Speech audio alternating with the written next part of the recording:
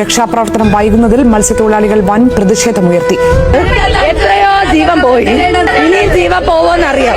എന്തുകൊണ്ട് ഇവർ ഈ മഴയും കാറ്റും വന്നപ്പോ ഒരു കോസ്റ്റ് ഗാർഡിലെ കപ്പൽ ഇട്ടില്ല?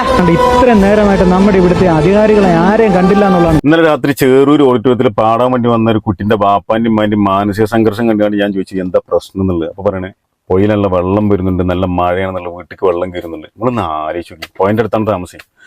10,000-കണക്കിന് ആളുകൾ കേരളത്തിൽ 2-3 ദിവസമായിട്ട് അന്ത്യം ഉറങ്ങില്ല. നിരവധി ആളുകൾക്ക് പരിക്ക്, നിരവധി ആളുകൾ മരിച്ചു. അപ്പോഴാണ് നമ്മളെ മന്ത്രിമാർക്ക് ഹെലികോപ്റ്റർ യാത്ര, ബിരിയാണി തിന്നൽ, ജ്വല്ലറി ഉദ്ഘാടനം. ഇതൊക്കെ എങ്ങനെ സാധിക്കുന്നു?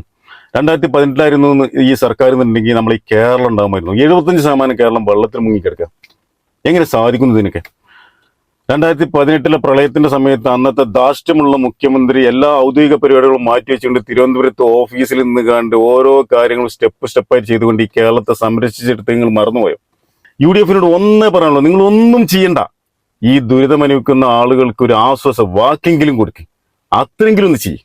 അത്രേ പറയാനുള്ളൂ.